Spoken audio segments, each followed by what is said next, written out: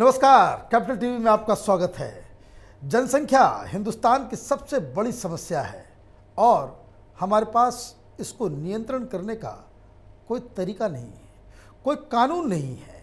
और जो कोई जनसंख्या नियंत्रण के बारे में बातचीत करता है उसको इमीडिएटली ये पेंट कर दिया जाता है, ये तो मुसलमानों के खिलाफ कोई साजिश रची जा रही है। उत्तर प्रदेश में चुनाव से पहले योगी आदित्यनाथ की सरकार ने एक मूव किया था।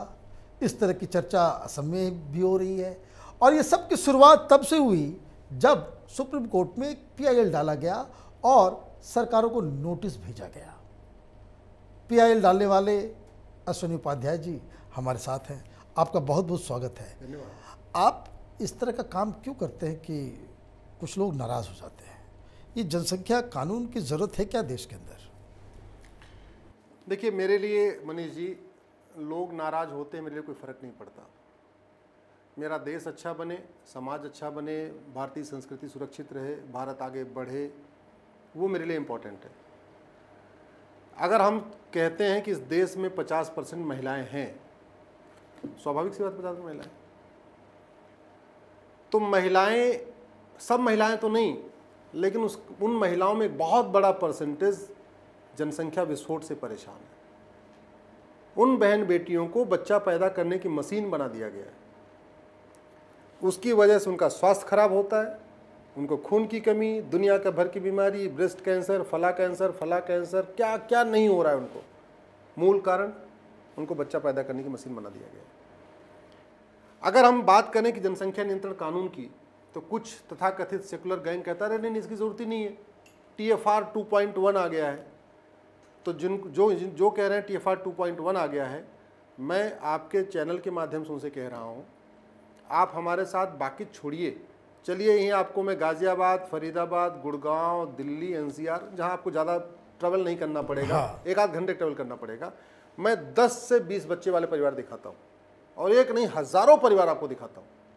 गाज़ियाबाद, गुड़गांव, मेवात, सोहना, फरीदाबाद, इसी आपके सराउंडिंग में, और दिल्ली के अंदर, सीमापुरी के अंदर आपको दिखाता हूँ। दिल्ली में कम से कम 20 ऐसे पॉकेट हैं जहां आपको दर्जनों के दर्जनों बच्चे मिलेंगे। आप चले जाइए रोहिंग्या वाली बस्तियों में, 10 से 20 बच्चे, बांग्लादेशी वाली जहां झुग्गियां डाल के रहते हैं वहां जाइए, 10 से 20 बच्चे। तो ऐसा नहीं कि जनसंख्या नियंत्रण कानून की ज़रूरत नहीं है ज़रूरत। ये जो अंग्रेजी पढ़ कहते हैं TFR 2.1 आ गया, TFR 2.1 आया है किसकी वजह से? हिंदुओं की वजह से, जो एक बच्चे पे आ गए, राइट, 2 नहीं 1 कर रहे हैं, ये स्थिति आ गई है, उसकी वजह से TFR कम आया है, सबकी वजह से TFR कम नहीं आया। अगर इस देश की समस्याओं को आप देखिए, एनालाइज करिए, तो सबसे पहले आपको ये देखना पड़ेगा हमारा चादर कितना है और हमने पैर कितना फैला दिया। राइट। जमीन हमारे पास दुनिया की मात्र 2%, पानी हमारे पास दुनिया का 4%, और जनसंख्या 20% हो चुकी है। 20% में क्यों कह रहा हूं मैंने? 20% एफिडेविट पे, सुप्रीम कोर्ट में एफिडेविट पे अपनी पिटीशन में लिखा है कि हमारी देश की जनसंख्या 150 करोड़ है। सरकार कहती है 140-42 करोड़, मैंने कहा 150 करोड़ कैसे? आधार जिंदा लोगों का बनता है, राइट। 130 करोड़ आधार बन चुका है। क्या 100% आधार सबका बन गया है? आपके घर में कोई छोटा बच्चा होगा भी आधार नहीं बना होगा। बिल्कुल एक इंडियन मेंटलिटी है कि जब तक बच्चे का बोर्ड का फॉर्म नहीं भरना होगा या कोई और काम नहीं रुकेगा, कोई सरकारी काम नहीं रुकता, तब तक लोग आधार नहीं बनवाते। तो 130 करोड़ आधार वाले हो गए, उसमें से आप 15-20% बिना आधार वाले जोड़ दीजिए, हो गया ना 150 करोड़। बड़ा साफ साफ आंकड़ा है, इसके लिए आपको कोई रॉकेट साइंस थोड़ी करना है। तो जनसंख्या 150 करोड़, पूरी दुनिया की जनसंख्या 750 करोड़, हमारी 150 करोड़, तो 20% हो गए। तो मतलब जमीन 2%, पानी 4%, और पानी पीने वाले दुनिया के 20%, रहने वाले दुनिया के 20%। इसलिए हो क्या रहा है? जल जंगल जमीन की समस्या, रूट काज जनसंख्या विस्फोट, एयर पोल्यूशन की संख्या, रूट का जनसंख्या विस्फोट, वाटर की क्राइसिस हो गई है, पानी की समस्या हो रही है, रूट का जनसंख्या विस्फोट, बेरोजगारी, गरीबी, बेरोजगारी, कुपोषण, प्रदूषण, सड़क पे भीड़, रेल में भीड़, जेल में भीड़, थाने में भीड़, तहसील में भीड़, और हर जगह भीड़, रूट काज पॉपुलेशन एक्सप्लोजन। तो जब अगर हम ये सोचते हैं कि हम विकास कर लेंगे, तो बिना जनसंख्या नियंत्रण के विकास हो ही नहीं सकता। इसलिए मैं कह रहा हूं, बाकी सरकारी डिपार्टमेंट आप बंद कर दो, केवल एक डिपार्टमेंट बनवाओ, जनसंख्या नियंत्रण मंत्रालय। अल्पसंख्यक कल्याण मंत्रालय नहीं, जनसंख्या नियंत्रण मंत्रालय। ये बना दीजिए, देखिए अल्पसंख्यक का कल्याण हो जाएगा, सबका कल्याण हो जाएगा। इस देश में मजहबी उन्माद का मूल कारण जनसंख्या विस्फोट है, कट्टरवाद का मूल कारण जनसंख्या विस्फोट है। लेकिन मौलाना तो कहते हैं कि भाई महिलाएं सिर्फ बच्चा पैदा करने की मशीन है, उनको सिर्फ बच्चा पैदा करना है। इसीलिए तो इस देश में कॉमन एजुकेशन जरूरी है। इस देश में 18 वर्ष तक ये धार्मिक मजहबी शिक्षा पे बैन लगाने की ज़रूरत है। 18 वर्ष तक सबके बच्चे वही किताब पढ़ें जो सारे बच्चे पढ़ते हैं, चाहे सीबीएसई किताब हो, ICSE जो भी हो। सरकार को अब इस देश में कॉमन एजुकेशन लागू करना ही पड़ेगा। कॉमन सिविल कोड से 10 गुना ज़्यादा ज़रूरी है कॉमन एजुकेशन। मजहबी उन्माद का सबसे बड़ा कारण है वो जो विशेष एजुकेशन हो रही, विशेष तालीम दी जा रही है, वो सबसे बड़ा कारण है। और आपने जो प्ली डाला उसमें आप सुप्रीम कोर्ट से क्या चाह रहे हैं? हम सुप्रीम कोर्ट से ये चाह रहे हैं कि इस भारत के संविधान में शेड्यूल 7 लिस्ट 3 इंटी नंबर 20A पे साफ साफ लिखा हुआ है population control and family planning. सरकारों ने 125 बार संविधान बदल दिया है, 5 बार सुप्रीम कोर्ट का फैसला पलट दिया, लेकिन वो कानून नहीं बना रहे हैं जिससे भारत की 50% समस्याओं का समाधान हो जाएगा। गरीबी कम होगी, बेरोजगारी कम होगी, कुपोषण कम होगा, सबसे बड़ी बात अपराध कम होगा, चोरी लूट झपटमारी कम होगी, चेन स्नैचिंग कम होगी, महिलाओं का हेल्थ सुधरेगा, महिलाओं का हेल्थ सुधरेगा, वो भी अच्छी उनको एक खुशहाल जिंदगी मिलेगी। सबसे बड़ा फायदा ये होगा। नहीं तो आप जाके वहाँ देख लीजिए सरकारी हॉस्पिटल में, पता चला कि 3 बच्चे अगल बगल हैं और खुद भी प्रेग्नेंट है, ये सिचुएशन है। 8 बच्चे हो चुके फिर भी प्रेग्नेंट है, 9 बच्चे हो चुके फिर भी प्रेग्नेंट है। एक तरीके से उनको भारत की बहन बेटियां, खासतौर पे समुदाय विशेष की बहन बेटियां 2 चीज़ों से परेशान है, एक पर्सनल लॉस, एक जनसंख्या विस्फोट से। और वैसे भी बम विस्फोट से 100 गुना ज़्यादा खतरनाक है जनसंख्या विस्फोट। मैं बार बार रिपीट कर रहा हूँ, नहीं तो आप एनालाइज करके देख लीजिए। आप प्रॉब्लम बताइए, उसकी रूट काज मैं बताता हूँ। सड़क पे भीड़ है, पॉपुलेशन। सरकारी हॉस्पिटल में भीड़ है, पॉपुलेशन। सरकारी स्कूल में भीड़ है, पॉपुलेशन। बेरोजगारी की स्थिति यह है कि लेबर चौक पे सुबह जो है जहाँ पे 10 लेबर चाहिए होता है वहाँ 1000 लोग खड़े हो जाते हैं मिस्त्री का काम करने के लिए। क्यों? पॉपुलेशन। अपराध, भाई 10 बाई 10 का एक कमरा है, फादर 300 रुपये कमाता है, उसके 12 बच्चे हो गए, ना उनको ठीक से दूध दे पाएगा, ना खाना दे पाएगा, ना कपड़ा दे पाएगा, कुछ नहीं दे पाएगा, ना उनकी ठीक से स्कूलिंग करा पाएगा, तो क्या होगा? तो गलत काम करेगा। एक चोर निकलेगा, एक झपटमार निकलेगा, एक कोई कबाड़ी निकलेगा, एक कुछ और करेगा, कुछ और करेगा, एक पंचर बनाए कुछ और करेगा, यही करेगा। उसमें से जब उनकी ठीक से परवरिश नहीं होगी, ठीक से उनका खान पान नहीं होगा, उनको अच्छी तालीम नहीं मिलेगी, अच्छी एजुकेशन नहीं मिलेगी, तो स्वाभाविक सी बात है उग्रवाद बढ़ेगा, स्वाभाविक सी बात है मजहबी उन्माद बढ़ेगा, स्वाभाविक सी बात है चोरी लूट झपटमारी बढ़ेगी। आप कितना भी थाना बना लीजिए, मैं कह रहा हूं आप 1 किलोमीटर पे थाना बना दीजिए, अपराध कम नहीं होगा जब तक जनसंख्या नियंत्रण नहीं होगा। अब यूपी के अंदर एक मूवमेंट हुआ, उसमें योगी आदित्यनाथ की तरफ से कहा गया कि भाई हम कानून लेकर के आएंगे। कहाँ ये मसला लटक गया? नहीं, उसके बाद मॉडल कोड ऑफ कंडक्ट आ गया था। हाँ, और मुझे लगता है अब वो प्रोसेस में आ जाना चाहिए, क्योंकि जैसे धामी जी ने कॉमन सिविल कोड पे काम शुरू कर दिया है, तो योगी जी ने भी जनसंख्या नियंत्रण पे काम कर रहे होंगे। मुझे लगता है अभी तो 2-4 दिन हुआ है, जल्दी उस पर काम शुरू हो जाएगा। 2 चीज़ें अगर ये हो जाए ना, एक कॉमन सिविल कोड जैसा धामी जी कर रहे हैं, दूसरा ये योगी जी जनसंख्या नियंत्रण। जनसंख्या नियंत्रण कानून आपको बहुत आसान से ऐसे कि भाई हम सरकारी नौकरी नहीं देंगे, फला नहीं करेंगे, इससे बात नहीं बनेगी। आपको चाइना की तर्ज पे स्ट्रिक्ट लॉ बनाना पड़ेगा। मैं चाइना का नाम क्यों लिया आपको बता रहा हूँ। 1947 में हम लोग आज़ाद हुए, हमसे 2 साल के बाद चाइना आज़ाद हुआ 1949 में, राइट। और 1949 में आज़ाद हुआ, 1950 में उसने हम दो हमारे दो लागू कर दिए। 2000 आते आते यानी 50 साल के अंदर चाइना विश्व महाशक्ति बन गया। चाइना के विश्व महाशक्ति बनने का सबसे बड़ा कारण है पॉपुलेशन कंट्रोल। और कुछ तथाकथित हमारे यहाँ सेकुलर लेवल कहता है हमारी जनसंख्या चाइना से कम है। कैसे कम है? मान लो, चलो ठीक है, मान लिया कि हमारी 142 है, उनकी 144 है, लेकिन चाइना के 144 का मतलब 144, क्योंकि 100% बच्चे हॉस्पिटल में पैदा होते हैं, राइट। और 24 घंटे के अंदर उनका यूनिक आईडी जनरेट हो जाता है। तो 24 घंटे के बाद चाइना की गवर्नमेंट को ये पता चल जाता है कि चाइना में कितने बच्चे पैदा हुए। हमारे यहाँ तो 10 साल के बाद पता चलता है कितने बच्चे पैदा हुए। 2011 में जनगणना हुई थी, अब दोबारा जनगणना अभी 2021 में भी नहीं हो पाई, 2022 भगवान जाने कब शुरू होगी। अब जाके सरकार को पता चलेगा कि हमारी जनगणना कितनी है, है, किस कम्युनिटी का कितना बढ़ा है। और एक जनगणना भी 1 साल में चलती है, तो जब तक जनगणना चलती है तब तक 3 करोड़ बच्चे और पैदा हो जाते हैं। भारत बच्चा पैदा करने के मामले में विश्व गुरु है। हर सेकंड एक बच्चे पैदा हो रहे हैं, इतना कहीं नहीं होता। और चाइना से हमें कंपैरिजन इसलिए भी नहीं करना चाहिए, चाइना का क्षेत्रफल हमसे 3 गुना ज़्यादा है। चाइना का क्षेत्रफल हमसे 3 गुना ज़्यादा है, उसकी जनसंख्या 144 करोड़। हमारा क्षेत्रफल चाइना का 1/3, जनसंख्या सरकारी 142 करोड़, मैं तो 150 करोड़ कहता हूँ। चाइना में पर डे 46,000 बच्चे पैदा होते, चाइना में पर डे 46,000 बच्चे पैदा होते, भारत में पर डे 80,000 बच्चे पैदा होते। माय गॉड, लगभग 2 गुना। 2 गुना। रूस का क्षेत्रफल हमसे 5 गुना ज़्यादा, जनसंख्या रूस की मात्र 15 करोड़, हमारी जनसंख्या 150 करोड़। रूस में पर डे 4,500 4600 बच्चे पैदा होते हैं, हमारे यहाँ पर डे 80,000 बच्चे पैदा होते हैं। अमेरिका का क्षेत्रफल हमसे 3 गुना ज़्यादा, अमेरिका की जनसंख्या 33 करोड़, हमारी जनसंख्या 150 करोड़। कनाडा का क्षेत्रफल हमसे 3 गुना ज़्यादा, कनाडा की जनसंख्या मात्र 4 करोड़, हमारी जनसंख्या 150 करोड़। तो हमारे एनसीआर में ही 4 करोड़ 5 करोड़ लोग हो जाएंगे। ऑस्ट्रेलिया का क्षेत्रफल हमसे 2.5 गुना ज़्यादा, ऑस्ट्रेलिया की जनसंख्या मात्र 2.5 करोड़, मात्र 2.5 करोड़, दिल्ली के बराबर, दिल्ली के बराबर। हमारी जनसंख्या 150 करोड़। बच्चा ऑस्ट्रेलिया में हम, ऑस्ट्रेलिया का क्षेत्रफल हमसे 2.5 गुना ज़्यादा, वहाँ 800 बच्चे रोज पैदा होते हैं, हमारे 80,000 बच्चे पैदा होते हैं। आप कल्पना करो, सरकार जब तक 2 करोड़ रोजगार देगी ना, 2 करोड़ और भी आ है जाएगा ना, 10 करोड़ बेरोजगार पैदा हो जाएंगे। तो आप देखिए ना स्पीड कितनी है, जनसंख्या की स्पीड कितनी है। सरकार जब तक 2 लेन की सड़क बनाएगी या 4 लेन का ट्रैफिक सड़क पे आ जाएगा।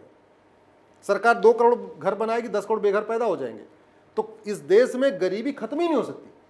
और ये तो सरकार कह रही है कि हम 80 करोड़ लोगों को मुफ्त में राशन दे रहे हैं। 80 करोड़ लोगों को मुफ्त में राशन देने का मतलब 80 करोड़ भारत में बीपीएल है।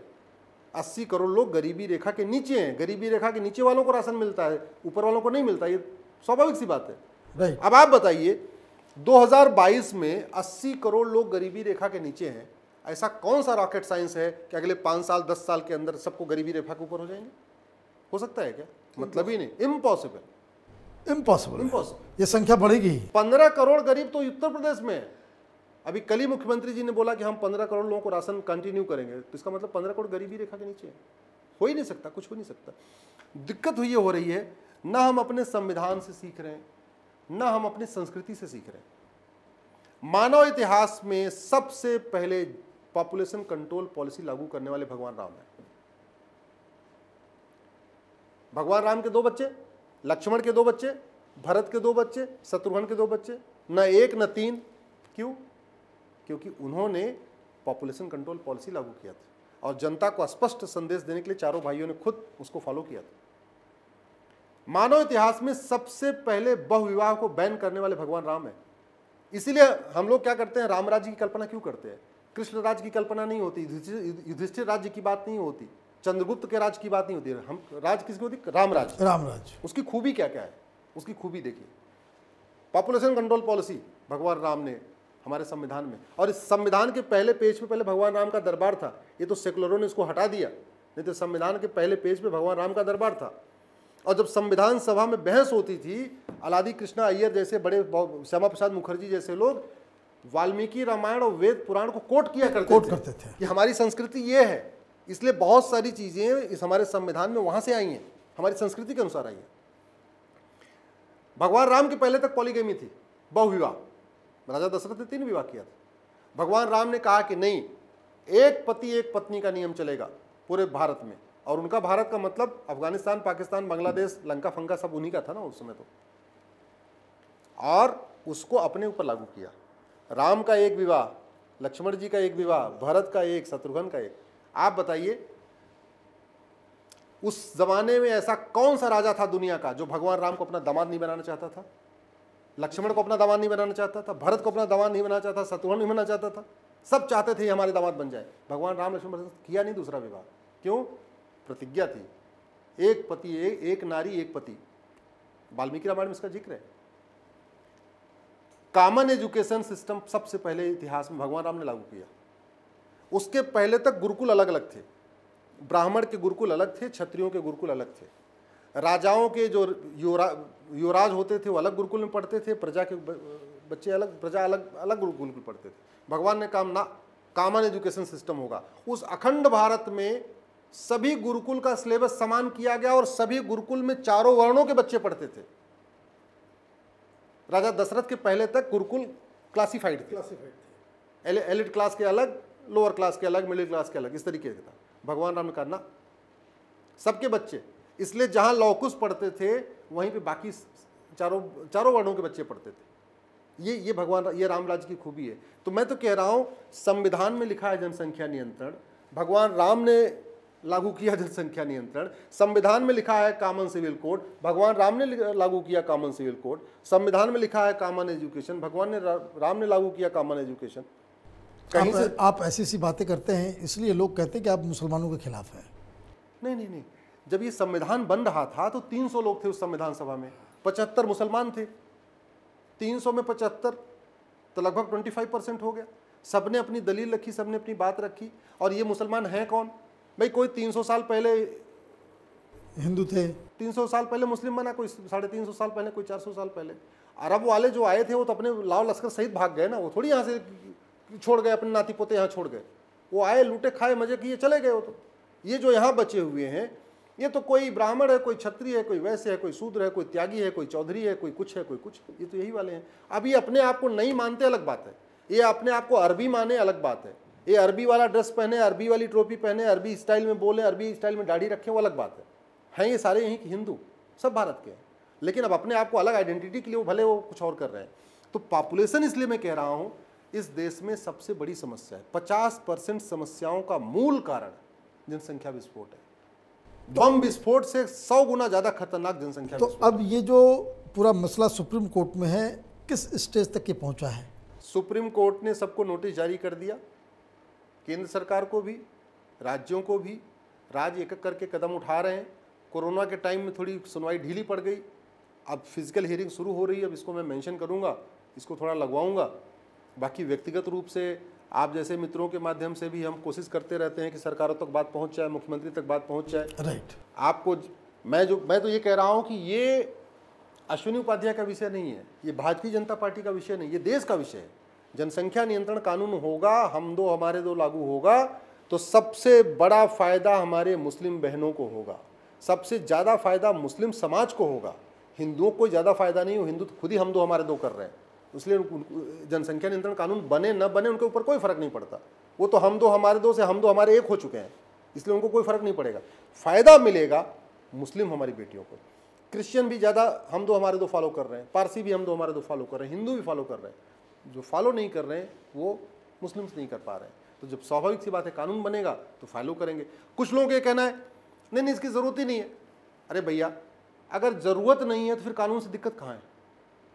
मैं कह रहा हूं, अगर मैं ट्रैफिक रूल फॉलो करता हूं तो आप हेलमेट न पहनने पे 5,000 रुपये पेनाल्टी कर दो, 10,000 रुपये कर दो, कोई फर्क नहीं पड़ता। मैं हेलमेट पहनने वाला आदमी हूं। सही बात है। अगर मैं सीट बेल्ट लगाता हूं तो आप चालान 10,000 रुपये भी कर दो, क्या फ़र्क पड़ेगा? हमें तो चालान कटेगा नहीं। तो ये जो कहते नहीं जी कानून मत बनाओ जी, ऐसे नहीं, अरे क्यों हो जाएगा भाई? इस देश में पुलिस ना हो तो लोग हेलमेट न पहने, सही बात। चौराहे पे सीसीटीवी न लगा हो तो लोग सीट बेल्ट न पहने, और हम कह रहे जनसंख्या नियंत्रण अपने आप कर लेंगे। क्यों कर लेंगे? कानून बनाना चाहिए, कठोर कानून बनाना चाहिए। और इसलिए भी जरूरत है कि अगर जरूरत नहीं होती तो फिर संविधान में इसको मेंशन नहीं किया गया। संविधान में मेंशन है इसका, इसकी जरूरत हमें दिख रहा है। बड़ी स्वाभाविक सी बात है। मनीष जी, अगर आप डॉक्टर के पास जा रहे हो, कुछ तबीयत खराब है, डॉक्टर आपको वही गोली दिए जा रहा है, वही गोली दिए जा रहा है, बीमारी ठीक ही नहीं हो रही, तो गोली बदलना चाहिए ना। बिल्कुल बदलना चाहिए। तो अभी तक जितने नुस्खे हमने अपनाए, फला कल्याण फला कल्याण फला कल्याण, उससे किसी कल्याण तो हुआ नहीं। गरीबी हटाओ, गरीबी हटाओ, गरीबी हटाओ, गरीबी हटाते हटाते 80 करोड़ गरीब हो गए भारत में। तो आपको दूसरी दवा बदलनी पड़ेगी, और दवा है जनसंख्या नियंत्रण कानून। मैं कह रहा हूं आप जनसंख्या नियंत्रण कानून बना दिए चाइना की तर्ज पे। जो आदमी हम दो हमारे दो फॉलो नहीं करेगा, उसका वोटर आईडी वापस, उसका राशन कार्ड वापस, उसका ड्राइविंग लाइसेंस वापस, उसका बैंक का पासबुक वापस, उसका बिजली कनेक्शन वापस, और उसका वोटिंग राइट वापस। हम दो जो 3 करे, चौथा करे उसको जेल में ठोकिए। क्योंकि बहुत सारे लोग कहेंगे ना हमको सरकारी नौकरी नहीं चाहिए, तो सरकारी नौकरी पे बैन करने पे, चुनाव लड़ने पे बैन करने पे कोई फर्क नहीं पड़ेगा। आपको ये देखना पड़ेगा, आज़ादी के बाद हिंदू यहाँ 90% था, वो कम हो गया 78 आ गया, 12% कम हो गया। जो समुदाय यहाँ 8% था वो समुदाय 16% हो गया। तो वो डबल हो गया 70 साल में। और ये बहुत तेजी के साथ ग्राफ चलता है, हम 2, 4, 10, 20 ऐसे चलता है, ये नहीं कि 2-2 का आंकड़ पे नहीं चलता, अर्थमेटिक इसका प्रोग्रेशन नहीं होता है।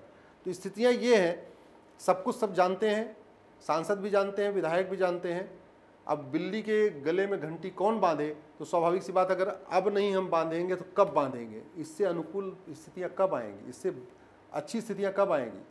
भाई जो विरोध करने वाले हैं वो हमको वोट भी नहीं देते। सही बात है। तो जो वोट देने वाले, फिर उनकी मन की बात करो ना, उनकी इच्छा को पूरा करो। अगर हम ये सोचते हैं कि वोट तो हम इनसे लेंगे और इनको हम खुश रखेंगे, तो कभी नहीं खुश होने वाले। जो विरोधी हैं, जैसे योगी जी बार बार कहते हैं मैं गला काट दूं तब भी लोग विश्वास नहीं करेंगे, वो कई बार कह चुके। हेमंत शर्मा जी कहते हैं मैं कुछ भी कर लूं हमको वोट नहीं मिलेगा। ये फैक्ट है, ये रियलिटी है। तो उसको देखते हुए, और फिर देश की बात है, समाज की बात है, और खासतौर पे मुस्लिम बेटियों के उत्थान की बात है। ट्रिपल तलाक से 1 लाख बहनों को फायदा होगा, 2 लाख बहनों को फायदा होगा, इससे करोड़ों फायदा होगा, 10 करोड़ बहनों को फायदा होगा। राइट, 10 करोड़ बहनों को फायदा होगा। सबसे लैंडमार्क होगा ये जनसंख्या नियंत्रण कानून होगा। यूनिफॉर्म सिविल कोड और जनसंख्या नियंत्रण कानून मुस्लिम बहन बेटियों की इज्जत, उनकी मर्यादा, उनका स्वास्थ्य, उनका देखभाल, उनका रहन सहन, उनकी सोच सब बदल देगा।